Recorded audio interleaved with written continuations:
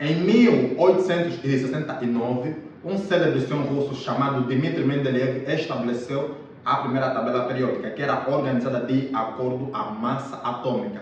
Só que isso ficou insuficiente, datados dos anos de 1913 a 1914, porque as descobertas de número atômico, prótons e outras partículas fundamentais fizeram com que essa tabela já não fosse significante de acordo ao avanço da química. Então, Henry Moseley, no ano de 1914, estabeleceu a tabela periódica que hoje conhecemos e que é distribuída de acordo ao número crescente de prótons.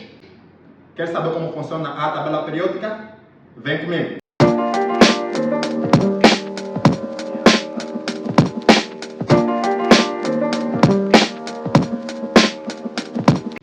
A tabela periódica foi estabelecida para organizar a ordem crescente dos átomos.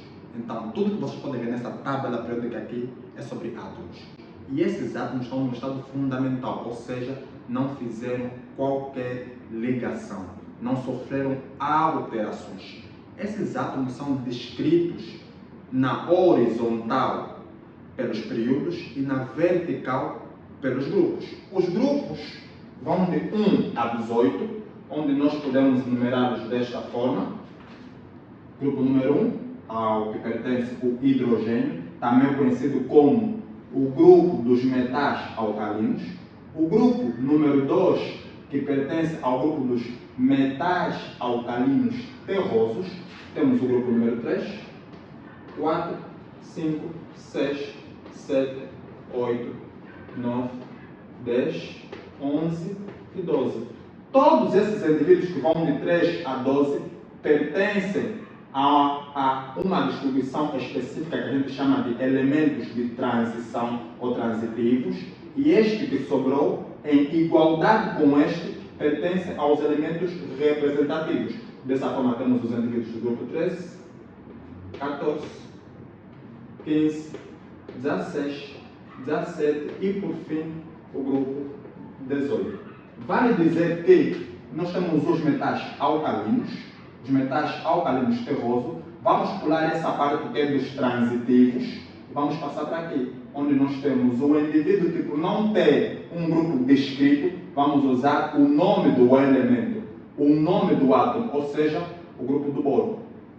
Nós temos o grupo do boro, vamos ter o grupo do carbono, o grupo do nitrogênio. A partir desta parte nós temos o calcogênio ou chalcogênio, que pertence ao oxigênio de todos os indivíduos que estão nesta linha. Nós aqui vamos ter os halogênios, em que tem como elemento principal o flúor, que de resto é o elemento mais eletronegativo que a tabela periódica pode possuir. E depois temos aqui o grupo em que pertence ao hélio. E esse é um dos grupos mais importantes porque é o grupo dos gases raros ou nobres. E que, a título de conveniência, esses são elementos estritamente estáveis, que não fazem ligações com qualquer átomo, porque eles já se encontram com 8 elétrons na última camada de valência, com exceção deste indivíduo aqui em específico, o hélio. Então, os períodos são escritos na horizontal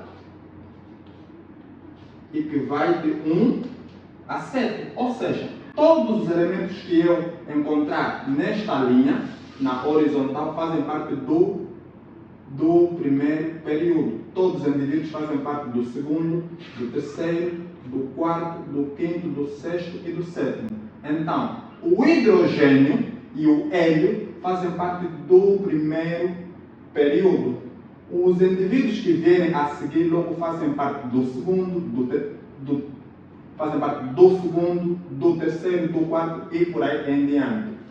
Os períodos servem para identificar a ordem crescente dos átomos, porque é perceptível servem para identificar a ordem crescente dos átomos, porque é perceptível que o hidrogênio possui um átomo na sua camada e o hélio possui dois.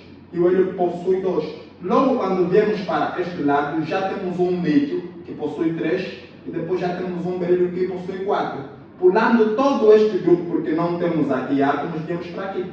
em que temos o ouro com 5 e assim sucessivamente, até terminar os períodos que vão de 1 a 7.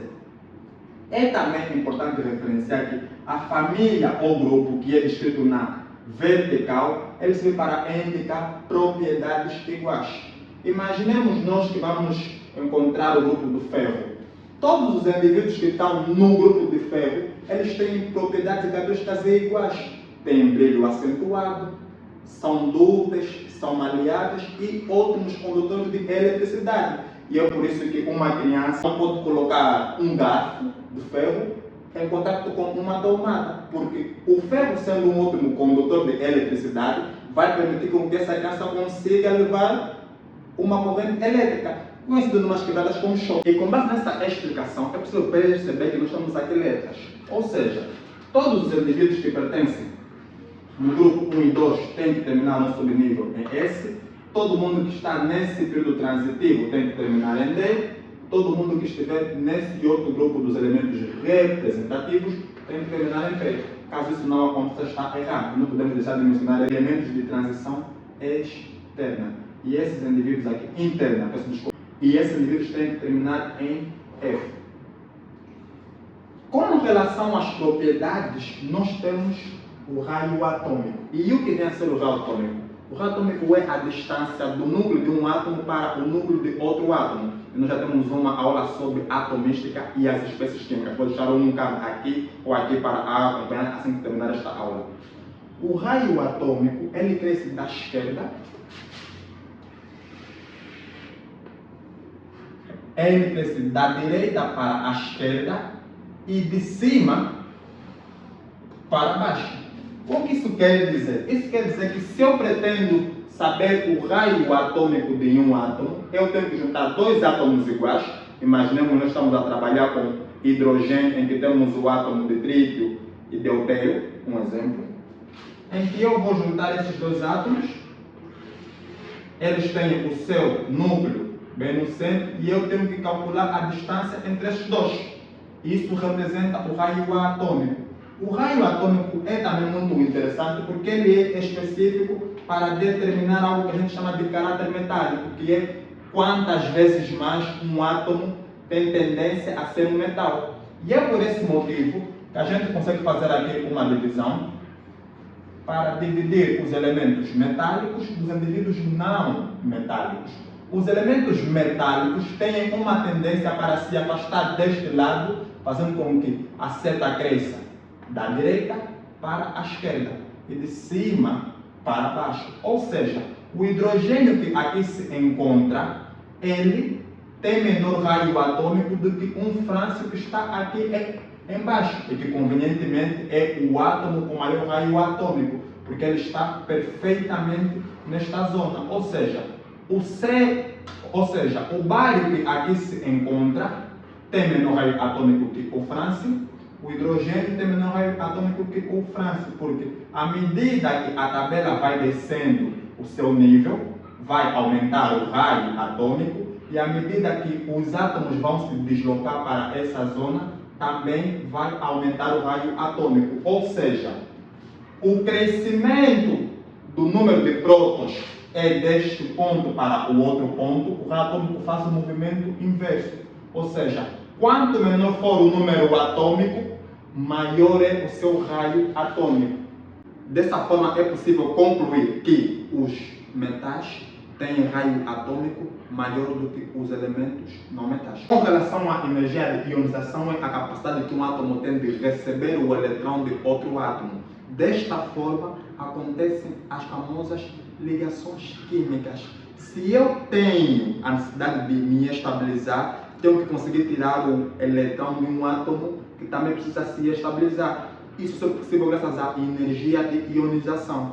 Desta forma, os indivíduos não metálicos que se encontram nesta mesma zona vão roubar os eletrões dos indivíduos metálicos. E isso vai crescer de forma contrária, ou seja, de cima, de baixo para cima e da esquerda para a direita. Ou seja, quanto mais próximo eu tiver dos não metais, maior é a minha energia de maior é a minha energia de ionização. Mais capacidade eu tenho de roubar o eletrão de um átomo metálico para me estabilizar. Nota importante: os gases raros ou nobres não possuem energia de ionização porque eles não precisam se estabilizar, porque a partida eles já têm 8 eletrões na sua última camada. Já a afinidade eletrônica é quanto de energia é que eu preciso para roubar este átomo. Quanto de esforço é que eu preciso fazer? Logo, é mais fácil conseguir tirar o eletrão de um átomo que está próximo de mim do que de um que estiver distante, porque eu vou usar mais energia. Ei, se você está gostando desse tipo de conteúdos, curta e se inscreva no canal para não perder nada. Comente e compartilhe com os seus. Não morram, paz e amor e outras coisas mais das igrejas. E lembre-se, mesmo que não estão da aula, já foi dada.